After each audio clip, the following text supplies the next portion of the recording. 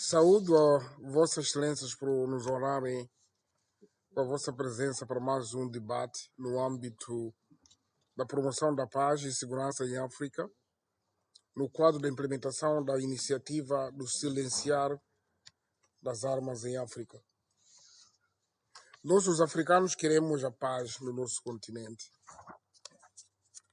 Temos a consciência de que, para termos um continente em paz, é preciso que os líderes africanos acreditem que é possível um continente com armas silenciadas. Os líderes das nossas nações têm a responsabilidade acrescida porque têm a obrigatoriedade de mobilizar todas as sensibilidades e garantir os meios e recursos necessários a seu dispor para acelerar o silenciar das armas de uma vez por todas. O que é necessário é todos em conjunto trabalharmos para que esta vontade, este sonho milenar sejam transformados em realidade através de ações concretas. Um continente africano pacífico e em franco crescimento é possível. Para se concretizar este desiderato, precisamos de resolver as causas e razões que levam ao sentimento de injustiça, desigualdade social, exclusão e que alimentam os conflitos no processo de desenvolvimento do continente. Precisamos de deixar de aderir às agendas dos que aproveitam da nossa vulnerabilidade para nos dividir e facilmente implementar programas de pilhagens das nossas riquezas. Segundo o diplomata africano Kofi Annan, não existe paz sem desenvolvimento. Não existe desenvolvimento sem a paz. E não existe paz e desenvolvimento sem direitos humanos. É este trinômio, paz, desenvolvimento e direitos humanos, que norteia a agenda da União Africana do silenciar das armas até 2030. É uma meta desafiadora que nos colocamos a nós próprios africanos na nossa vontade de muito cedo reverter o cenário e prevalência de focos de conflitos armados que retardam a consolidação das nações politicamente estáveis e economicamente prósperas no nosso continente. Minhas senhoras e meus senhores, gostaria, por isso, mais uma vez, de partilhar com Vossas Excelências a experiência de Moçambique sobre este importante tema que julgamos poder servir como uma das referências a ter em conta para a resolução de conflitos armados em outras latitudes, dentro e fora do continente. Por isso, durante a minha intervenção, as palavras que se vão repetir vão ser silenciar, vai ser palavra diálogo, vai ser palavra paz. Os moçambicanos respeitam a importância do silenciar das armas, porque viveram momentos onde o barulho das armas semeava dor em muitas famílias de uma só vez. A nossa própria independência em 1965 só foi possível depois de um período de 10 anos de luta armada. O silenciar das armas resultou das negociações que culminaram com os acordos de Lusaka em 1974, entre a Frelimo e o Estado colonizador português, depois de um regime colonial fascista não ter aceito a partida o diálogo. Um ano depois da proclamação da independência, isto é, em 1976, Moçambique sofreu uma devastadora guerra de agressão movida pelos regimes racistas da Rodésia e do Apartheid, que durou 16 anos. Nesse momento, como vizinhos, os povos da África do Sul e de Moçambique, através dos governos, viviam momentos de acusações e ataques armados, embora isolados, o que impedia a convivência harmoniosa e o desenvolvimento das economias bastante interdependentes. A cobarde convivência, esse que se vivia entre os dois países vizinhos, foi interrompida através de diálogo, e a esperança encheu nos corações dos dois povos irmãos, depois do já esperado acordo que ficou batizado como Acordo em Cromática. assinado pelo presidente Samora Machel e pelo primeiro-ministro sul-africano Peter Botha. De novo foi o diálogo. Contudo, internamente o conflito armado continuou incessante. Mesmo desta vez, o silenciar das armas deste conflito entre os moçambicanos, que durou 16 anos e ceifou vidas de mais de 1 milhão, só foi possível com maior empenho no diálogo, que culminou com o Acordo Geral de Paz de Roma entre o governo e a Renamo em 1992. Só foi desta forma que a paz voltou a iluminar os moçambicanos, mas porque ambas as partes signatárias do Acordo de Roma continuaram a se sentir não totalmente satisfeitos no processo de implementação do respectivo acordo, o país voltou a viver momentos de conflito armado que se desenvolveu silenciosamente na zona centro, chegando a ponto de afetar as circulações de pessoas e bens, dificultando os investimentos e o fluxo normal das atividades econômicas. Excelências, desde que assumi a presidência da República de Moçambique a 15 de janeiro de 2015, temos estado a colocar a questão de manutenção de paz e a reconciliação entre os moçambicanos como principal prioridade de governação. Foram aqui as experiências relatadas pelo embaixador Manzoni, e nesse aspecto irei talvez me concentrar em algumas passagens e dizer concretamente o que fizemos. Assumimos o compromisso de não descansarmos enquanto um irmão continuar a pegar em armas para matar outro irmão, fosse o que aqui pretexto fosse. Foi assim que incitei o diálogo direto com o líder da Renamo, o falecido Afonso Dhlakama, Deus o tenha em paz, que resultou nos consensos que nos conduziram ao Acordo de Paz e Reconciliação Nacional em agosto de 2019, também conhecido por Acordo de Maputo. O nosso engajamento no processo de diálogo com o Renamo para pôr termo a uma tensão político-militar permitiu-nos ver que havia aspectos fundamentais que deveriam ser tratados no prosseguimento dos acordos passados em torno de descentralização, por um lado, e aspectos militares. Posso explicar aqui. Portanto, já tinha havido o Acordo de Roma, mas mesmo assim as tensões prevaleciam. E durante os encontros que eu tive com o líder da Renamo, a primeira questão que coloquei foi para ele dizer só um problema que deveríamos resolver, e eu diria só um, para não perdermos tempo a discutir detalhes. E ele escolheu o ponto de descentralização e eu escolhi assuntos militares. Por que assuntos militares? Porque não podia haver um partido político com assento no parlamento, mas com armas ao lado. E foi assim que começamos a falar. Através de um acordo político, submetemos ao Parlamento uma proposta de lei de revisão da Constituição em 2018. Adotamos um novo modelo de descentralização em que os governadores das 10 províncias passaram a ser democraticamente eleitos, o que veio a acontecer pela primeira vez em 2019. Por que isso? Porque o Renamo dizia que ganhava eleições em algumas províncias, e enquanto que outro partido, neste caso o partido no poder, ganhava nas outras províncias. Mas a contagem global era Frelimo que ganhava e ficava no poder e governava tudo.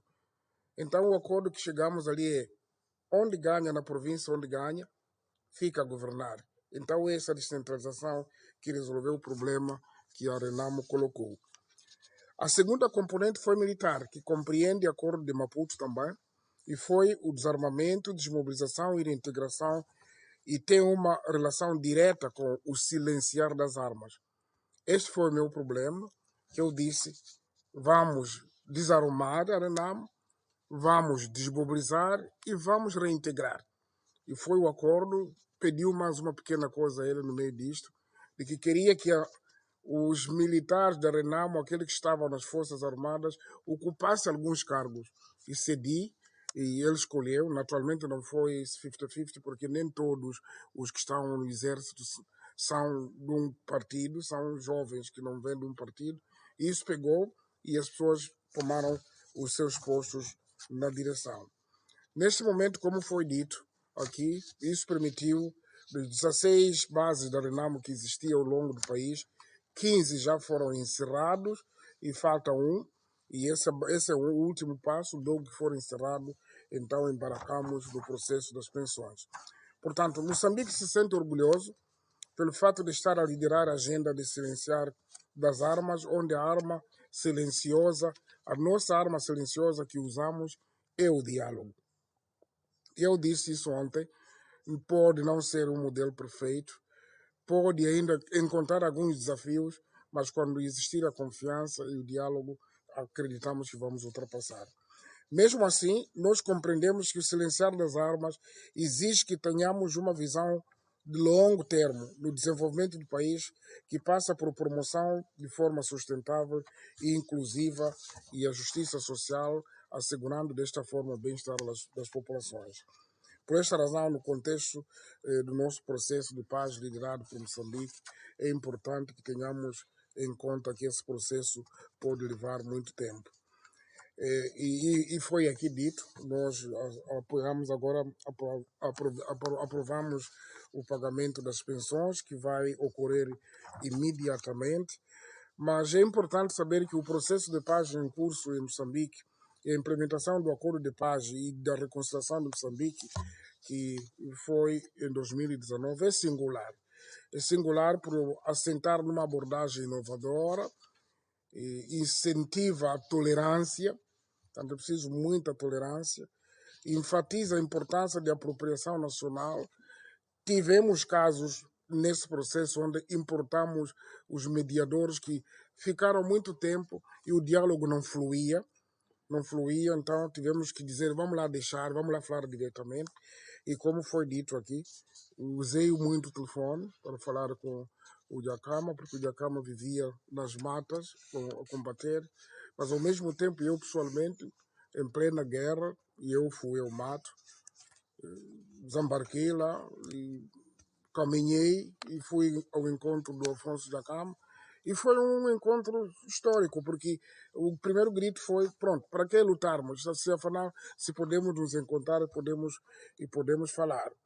Portanto, o outro elemento que pode ser explorado nesta reflexão, é, como eu disse, é o fato dos interlocutores do diálogo, isto é, eu e o presidente da Renamo termos optado por supervisão direta. Portanto, as coisas, quando aconteciam, numa base direta, tínhamos que perguntar o que aconteceu, o que não aconteceu. E esse processo está a ser continuado com o novo líder da Renamo, que é o Sufo Momado. Portanto, uma grande parte dos nossos entendimentos formais e informais foram aqui ditos e foram implementados antes da assinatura do Acordo de Maputo. Eu ontem estava a contar, quando estivemos com a Comissão da Construção de Paz, um episódio que, pronto, em pleno fim do ano, Natal, queríamos todos passar Natal sem guerra. E peguei o telefone, eu liguei, mas por que então não para de matar pessoas para depois as pessoas passarem o Natal e fim do ano juntos? E foi possível. Só por telefone não houve nenhum acordo, eu nem sabia ele está onde, nem ele sabia onde estou, mas isso foi possível por causa da confiança que foi construída ao longo dos encontros. E a confiança é também falarmos dos assuntos que não são guerra, não são coisas más. Falávamos dos nossos filhos, falávamos de Moçambique, como que foi do passado dele, e isso foi andando ao tempo. Eu acredito que as pessoas, quando deixarem o ego e ver a solução dos problemas da maioria, é tudo possível.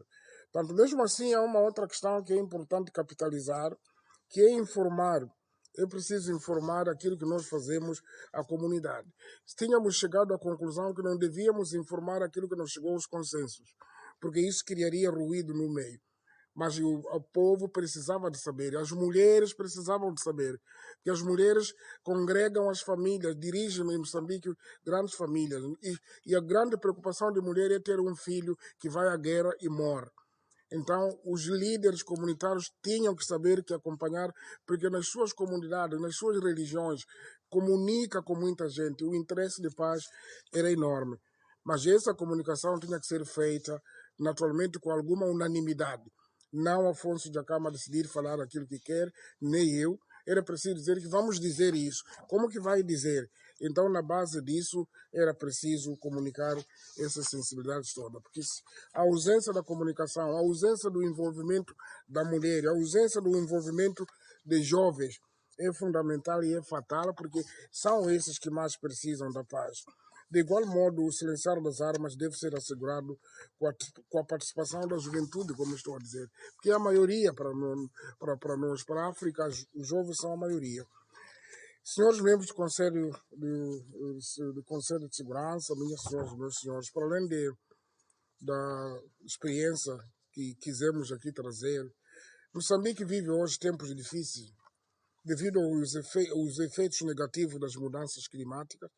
Isso é preciso equacionarmos num outro debate, num outro momento, porque a paz tem que ser trazida também, porque as mudanças climáticas estão a violentar as comunidades e as populações. Mas hoje, como é silenciar das armas, e gostaria mais, talvez, virar para mortes e destruições, violações que são devido a atos terroristas. É deste último aspecto, portanto, que quero dizer, portanto, nenhum silenciar de armas pode estar completo enquanto prevalecer o extremismo violento no nosso continente e no mundo inteiro. Sobre esta matéria abordei, como eu disse, o suficiente ontem, mas queríamos aqui dizer que enquanto no terreno em Cabo Delgado as ações de combate armado continuam com a intervenção direta das nossas forças de defesa e segurança, apoiadas pelas forças armadas do Ruanda e as forças em estado de alerta da SAMIM e da SADC, e de forma direta, através de outras formas de apoio, muitos países que estão nesta mesa, ao redor desta mesa, estão a nos apoiar, muitas organizações, a União Africana, Nações Unidas, a União Europeia e outras organizações e países individuais, alguns que nem gostam de ser agradecidos porque acham que é uma obrigação deles, mas nós estamos a continuar a combater e agora estamos à procura de formas complementares para acelerar o processo de silenciar as armas, que não são movidos, que são movidas pelo terrorismo. Essas formas complementares não o combate só, não. É preciso nós tocarmos as mentes, é preciso criarmos uma estabilidade social através de criação de oportunidades para o desenvolvimento do capital humano, e aqui as Nações Unidas, através de PNUD e mais outras organizações, têm dado grande exemplo nisto, estão no terreno, e com grande relevo no seio dos jovens. Esses jovens, através de programas de formação para o autoemprego, promoção de atividades para a geração de rendas, pacotes especiais de incentivos econômicos e outros, e isso vai ajudar trazer, apoiar o silenciar das armas que é feito através de armas também. Passa também pela criação de programas inovadores de adaptação social, que assegura que as comunidades em geral estejam envolvidas e tiram benefícios dos projetos em curso nas suas regiões, incluindo vantagens sobre o processo de paz. Pretendemos com isso promover e consolidar a cultura de paz, onde ninguém é deixado ficar atrás e onde as diferenças se resolvem pelo diálogo, incluindo diálogo diplomático. E eu aquilo que chamei, é preciso nós agora enverdarmos por diplomacia de paz. É importante isso. E não pela força das armas, não vai resolver nada, porque todos nós, cada país aqui tem a sua experiência do momento que passou, onde a arma não resolveu nada. Onde o que se resolveu foi o entendimento entre os homens. Termino esta intervenção sublinhando que a República de Moçambique entende que o nexo entre desenvolvimento e segurança internacionais e a sintonia entre a Agenda 2030 e a Agenda 2063 justificam a necessidade de convergência permanente na abordagem multilateral.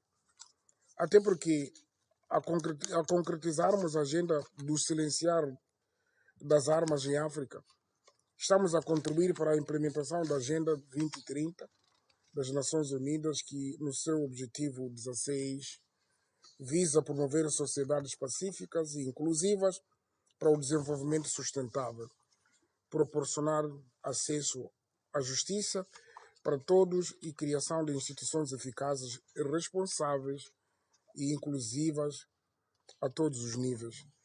Quero agradecer a atenção, repetindo sempre que quisemos, com aquilo que fizemos, dar a nossa contribuição, mas acreditamos que as outras contribuições são muito mais valiosas do que a nossa.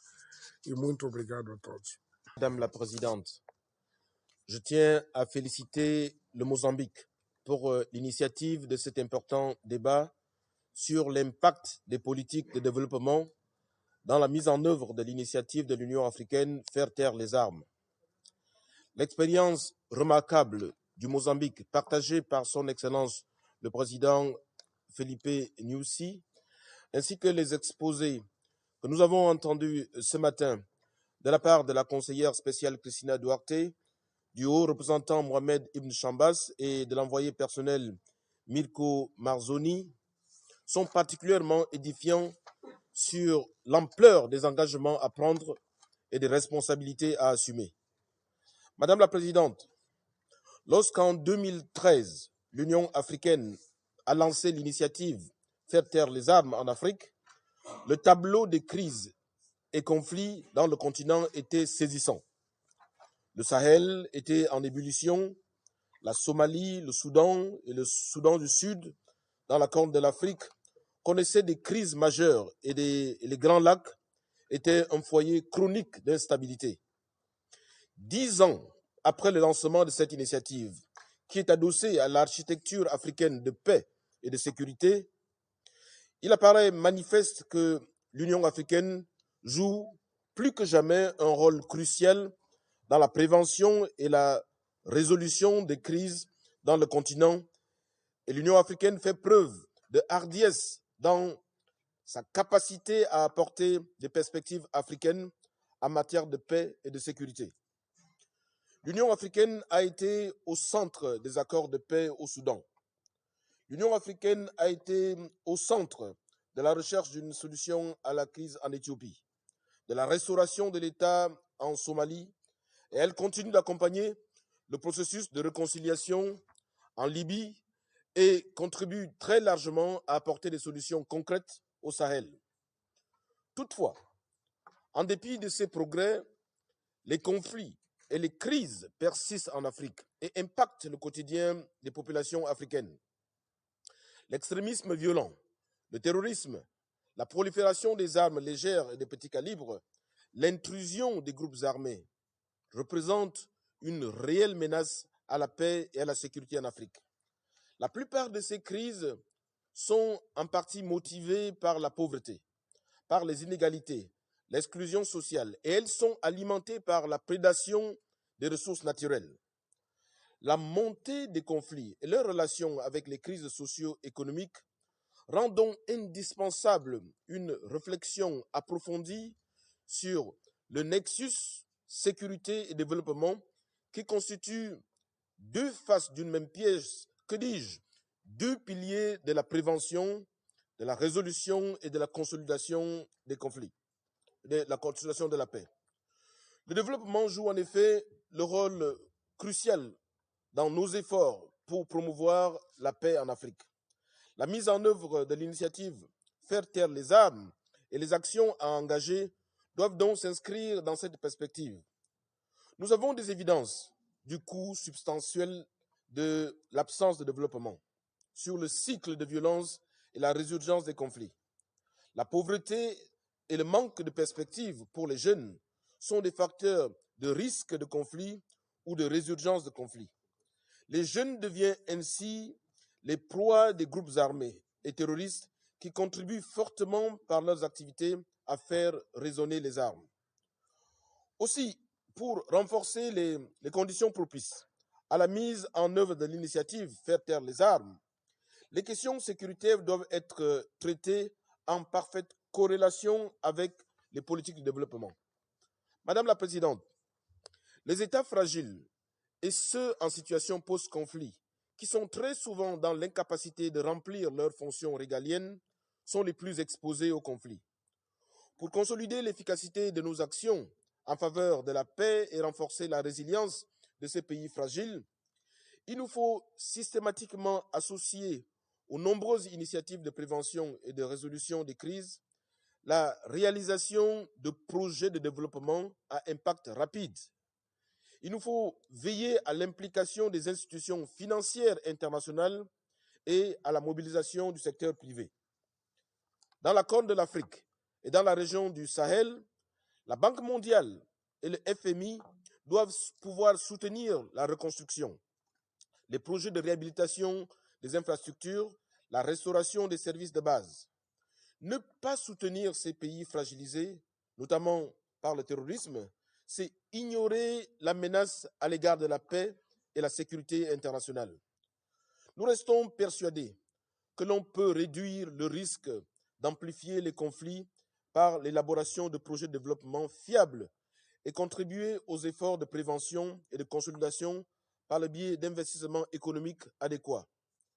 Madame la Présidente, nous ne pouvons traiter de l'impact des politiques de développement dans la mise en œuvre de l'initiative Faire taire les armes sans souligner les pesanteurs qui minent le développement en Afrique et par conséquent qui attisent les crises. Les flux financiers illicites constituent un facteur majeur qui entrave le développement de l'Afrique, en drainant les devises, en réduisant les ressources intérieures, en aggravant la pauvreté et les inégalités. La perte annuelle d'un peu plus de 88 milliards de dollars américains en raison des flux financiers illicites, en particulier, impacte considérablement le développement des États. Dans ce contexte, lutter contre les fléaux est un impératif qui permettra d'endiguer les conflits et de faire taire les armes. L'adoption de la déclaration dite de Yaoundé, encourageant les États à coopérer sur la fiscalité et les flux financiers illicites, montre tout l'intérêt que les pays africains portent à cette question. Madame la Présidente, pour conclure, je voudrais insister sur la nécessité de mettre en place des politiques de développement qui soient en adéquation avec les besoins spécifiques des États africains et surtout des populations.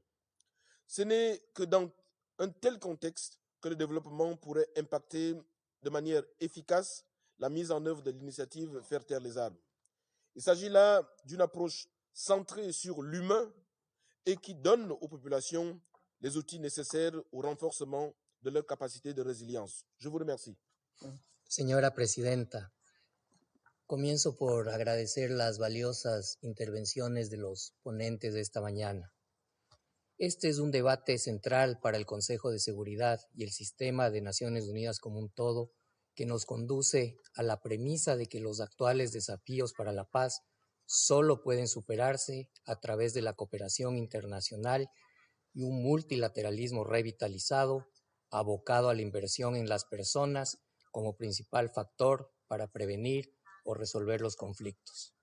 Por esta razón, que no es menor, el Ecuador agradece la convocatoria a esta reunión que complementa el debate de alto nivel celebrado hace 2 días sobre la cooperación de las Naciones Unidas y los organismos regionales y subregionales en la lucha contra el terrorismo y la prevención del extremismo violento. El Ecuador saluda la determinación de la Unión Africana en su objetivo de silenciar las armas en África y el diseño de su hoja de ruta maestra, donde se esbozan las medidas prácticas para librar al continente de conflictos y crear condiciones favorables para su crecimiento, desarrollo e integración. La comunidad internacional debe acompañar este propósito bajo el imperativo de titularidad nacional y en el contexto de la Agenda 2063, tal como fue discutido en la Asamblea de la Unión Africana el 18 y 19 de febrero pasado en Etiopía. Un enfoque integral y orientado a la acción facilita la consolidación de la paz. Somos testigos de los enormes esfuerzos realizados por los países de África en situación de conflictos para superarlos, dejar atrás los impactos de una historia trágica y encaminarse a esa visión compartida de futuro próspero y pacífico. En ese marco, aplaudimos que se hayan celebrado acuerdos de paz y procesos electorales, permitiendo encaminar los esfuerzos hacia la identificación de prioridades y a la construcción de la institucionalidad necesaria para lograr el desarrollo y la paz duradera. Para la consecución de estos ambiciosos esfuerzos, es necesario atacar factores como es el tráfico de armas pequeñas y ligeras. En este campo es clave el apoyo de la Oficina de Naciones Unidas contra la Droga y el Delito en el marco de su programa global sobre armas de fuego, el de la Comunidad de Estados de África Occidental y el de otras organizaciones subregionales. De igual manera, es importante el rol de las operaciones de mantenimiento de la paz y otras entidades con mandatos del Consejo en el combate de la transferencia ilícita, la acumulación desestabilizadora y el uso indebido de armas pequeñas y ligeras en el marco de lo establecido en la resolución 2220 de este Consejo. Señora Presidenta, la desigualdad, la exclusión y la marginalización profundizan las crisis humanitarias, las violaciones y abusos de los derechos humanos menoscaban el tejido social, favoreciendo las espirales de violencia. El crimen organizado juega un rol desestabilizador que trasciende fronteras. Por este motivo, consideramos que el combate a este flagelo debe abarcar esfuerzos específicos en las zonas fronterizas. La desinformación, asidero para el reclutamiento por parte del terrorismo y del extremismo violento, con vínculos transnacionales que se alimentan del tráfico ilegal de armas, explosivos, drogas y recursos naturales, debe ser combatida con el uso de comunicaciones estratégicas que lleguen a los sectores y zonas más susceptibles de ser captados por estos flagelos. Señora Presidenta, hoy también debemos recordar el impacto diferenciado de la violencia armada y el tráfico de armas de fuego sobre mujeres y niñas. Alentamos a ampliar los esfuerzos de lucha contra la violencia sexual y de género. Reafirmamos, además, el rol de las mujeres en la participación política para la prevención de crisis y conflictos y su papel indispensable para alcanzar acuerdos de paz duraderos. En igual forma, la juventud es esencial en los esfuerzos de adaptabilidad, inclusión y fomento de la identidad nacional, por lo que la agenda sobre juventud, paz y seguridad es una herramienta idónea de apoyo al fomento de la cohesión social. La presencia y el fortalecimiento del Estado deben brindar sentido de pertenencia, el respeto, la promoción de la diversidad y el fomento de la tolerancia étnica y religiosa deben fomentarse en las aulas. La educación, además de ser un instrumento de desarrollo, es un vehículo de civismo y orgullo nacional necesarios para la paz. Finalmente, quisiera resaltar que el señor presidente News, en la reunión de la Comisión de la Consolidación de la Paz, en la mañana de ayer, y en el testimonio que nos brindó durante esta sesión, nos ha transmitido un ejemplo exitoso del proceso de construcción de la paz en Mozambique, lo cual debe ser un incentivo para que los países en conflicto o post-conflicto se acerquen a este órgano asesor y puedan beneficiarse de su capacidad catalizadora que fomenta el trabajo sinérgico del sistema de las Naciones Unidas y puede promover el acompañamiento de las instituciones financieras, regionales e internacionales. Muchas gracias, señora Presidenta. Madame la Présidente, la France félicite le Mozambique pour l'organisation de ce débat. Elle salue le chemin parcouru par votre pays en matière de paix et de réconciliation nationale. Je remercie Madame Duarte, Monsieur Chambas et Monsieur Manzoni pour leurs interventions. L'Afrique fait face aujourd'hui à des défis considérables, la pression du changement climatique, la persistance du terrorisme, les chocs économiques, sanitaires et géopolitiques. Il y a bien sûr le défi de la gouvernance et de la consolidation des États. Il faut enfin traiter les causes profondes des conflits. Ces enjeux ne sont pas ceux de l'Afrique seule, ce sont des défis communs. Face à cela, les seules réponses efficaces seront des réponses globales, coordonnées et solidaires. Les solutions, ce sont d'abord celles que promeut l'Union africaine elle-même pour prévenir et résoudre les conflits. La France se félicite de l'opérationnalisation du Fonds africain pour la paix et elle soutient la montée en puissance des opérations africaines de paix, car l'Union africaine a les capacités d'apporter des réponses robustes aux défis sécuritaires du continent. La France est prête à reprendre les discussions au Conseil de sécurité pour assurer un financement durable et prévisible de ces opérations, y compris sur contribution obligatoire. Mais les défis vont bien au-delà des menaces sécuritaires. Il nous faut établir des partenariats d'égal à égal avec les pays africains afin de mieux répondre ensemble aux enjeux de long terme et en particulier aux défis environnementaux et de développement. C'est ce que la France et le Gabon ont fait début mars en organisant le One Forest Summit pour lutter contre le dérèglement climatique et préserver la biodiversité.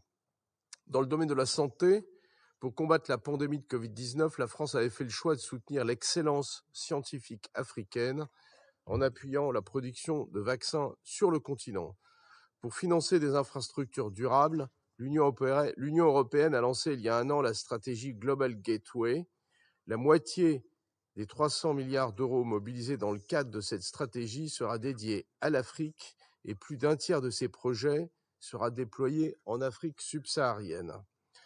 Le sommet que la France organisera les 22 et 23 juin à Paris permettra de renforcer l'architecture financière internationale afin de lutter contre les inégalités et financer la transition climatique. Les solutions doivent être conçues avec l'ensemble des acteurs de la transformation du continent. La jeunesse, la société civile, les entrepreneurs, les chercheurs, les sportifs et le monde culturel. Les femmes et les jeunes doivent être au cœur de ces solutions. Ce sont les femmes africaines qui ont été à l'initiative de l'agenda Femmes, Paix et Sécurité après la déclaration de Windhoek en 2000. Nous devons nous appuyer sur le potentiel exceptionnel du continent africain, sur sa société civile, pour concevoir ensemble les solutions. Je vous remercie. Je remercie Son Excellence le Président du Mozambique de nous avoir convoqués pour cette réunion qui nous donne l'occasion de discuter des liens entre la consolidation de la paix et le développement en Afrique. Je remercie également les intervenants pour leurs exposés instructifs. La Suisse soutient pleinement les efforts visant à instaurer une paix durable en Afrique, élément clé de l'agenda 2063. L'Union africaine aspire à mettre un terme aux conflits armés. Pour y parvenir, il faut s'attaquer aux causes profondes et éradiquer la pauvreté sous toutes ses formes. Car nous venons de l'entendre, malheureusement, les armes parlent encore trop fort en Afrique, mais aussi dans d'autres régions du monde. La prolifération illicite des armes légères et des petits calibres ainsi que de leurs munitions continue de semer la violence, de menacer la paix, de déchirer le tissu social et d'entraver le développement. Face à cette nécessité d'agir, la Suisse souhaite mettre en avant 4 points. Premièrement, alors que l'offre d'armes doit être réduite, il faut s'attaquer également aux facteurs qui alimentent la demande. L'accent doit être mis sur la prévention de la violence en considérant l'ensemble des facteurs politiques, économiques et sociaux des conflits. Le cycle de la violence ne peut être rompu que si celui de l'impunité l'est aussi. Il est ainsi essentiel que les violations des droits de l'homme et du droit international humanitaire fassent l'objet d'enquêtes et que les auteurs présumés soient traduits en justice. Pour atteindre des résultats durables, il est ainsi primordial d'intégrer la réduction de la violence armée et la reddition de comptes plus systématiquement dans les efforts de consolidation de la paix et de développement. Deuxièmement, il est important de renforcer la capacité des gouvernements locaux à fournir des services publics équitables et durables, en particulier dans les régions périphériques et les zones de conflit. Cela améliore la confiance de la population et contribue à restaurer la présence de l'État. L'objectif de développement durable numéro 16 appelle à la création de sociétés pacifiques ouvertes à tous et de institutions publiques efficaces, responsables et transparentes. C'est dans ce sens que la Suisse soutient un projet pour une meilleure planification de l'éducation au Niger, notamment dans les situations d'urgence. Troisièmement, les efforts humanitaires de consolidation de la paix et de développement doivent être sensibles aux liens entre le changement climatique et les conflits. De nombreux États africains connaissent bien l'impact des sécheresses et des inondations. L'insécurité alimentaire et les déplacements massifs de population peuvent exacerber les conflits et augmenter le risque de recrutement par des groupes armés. Il est urgent que les États concernés puissent réduire leur vulnérabilité au choc climatique afin de renforcer la paix et la sécurité. Quatrièmement, le dialogue est fondamental pour désamorcer les tensions avant qu'elles n'éclatent en conflit et pour résoudre les conflits déjà existants. Ce dialogue doit systématiquement inclure les femmes et la jeunesse et selon le contexte d'autres acteurs, comme par exemple les chefs traditionnels et religieux. Fidèle à sa tradition en matière de médiation et de bons offices, la Suisse œuvre pour promouvoir des plateformes de dialogue, y compris au niveau régional. Nous soutenons par exemple le processus de Nairobi pour faire avancer la paix dans l'Est de la République démocratique du Congo. Les bureaux régionaux des Nations Unies pour l'Afrique de l'Ouest et le Sahel et pour l'Afrique centrale jouent aussi un rôle clé, notamment en favorisant la création d'espaces de dialogue en collaboration avec l'Union africaine et les organisations sous-régionales. Madame la Présidente, l'initiative Faire taire les armes formule des solutions africaines aux défis africains. Elle permet à l'Union africaine et à ses mécanismes régionaux de renforcer leurs capacités à gérer les conflits et les situations de crise, y compris à travers des coopérations transfrontalières. Les armes ne se tairont pas tant qu'elles sembleront plus accessibles qu'un emploi ou une formation professionnelle. Je m'adresse donc à tous les acteurs ici présents ou sur le terrain qui œuvrent pour une paix durable en Afrique. Nos efforts de paix doivent aller de pair avec des efforts visant à instaurer la confiance, à renforcer les institutions de l'État de droit, à promouvoir la cohésion sociale, à faire respecter les droits de l'homme et le droit international humanitaire, et à créer des perspectives économiques particulièrement pour les jeunes. Je vous remercie.